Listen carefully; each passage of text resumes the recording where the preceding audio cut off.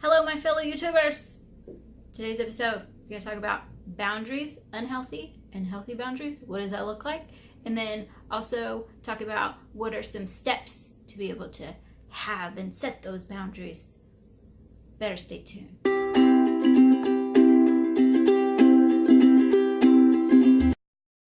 So one thing to remember is that boundaries can always change depending on what's going on within the relationship and also like whatever is happening in life too.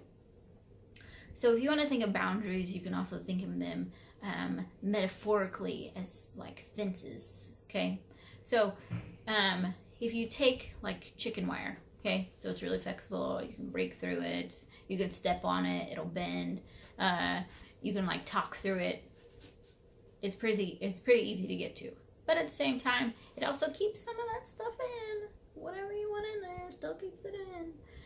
So this might be like with somebody that's really, really close to you. Say like if you have a twin or even like a significant other, you know, there's always some things that they probably don't need to know.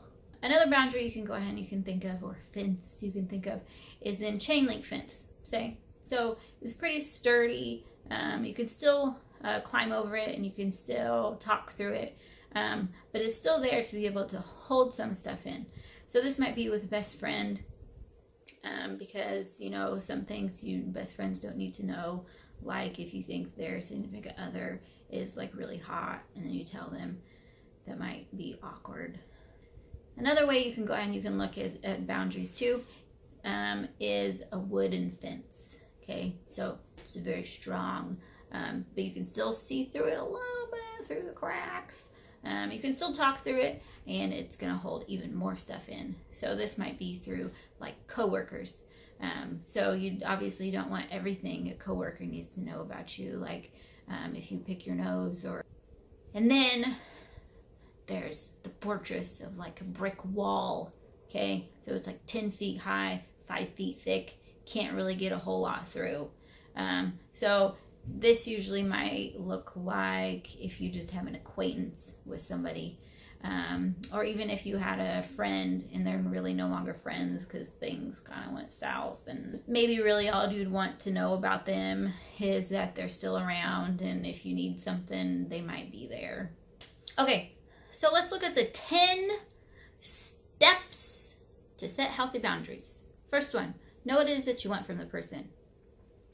If I go ahead and if I ask my husband to do laundry, but really I want him to like put his laundry away, those are two different things.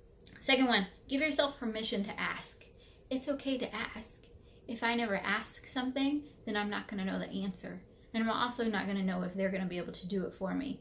And then if I don't know if they're going to do it for me, then it's going to ruminate in my head. And then I'm going to think, oh my God, now they don't like me. Number 3. Be specific with your request. So this kind of goes along with number 1.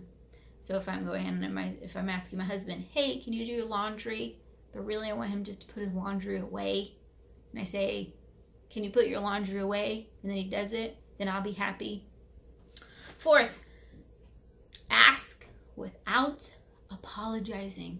Again, it's okay to ask. If you didn't ask, then you don't know. Number 5. Watch your expectations. If I say, hey mom, can you give me the universe? She'd be like, I don't know. What?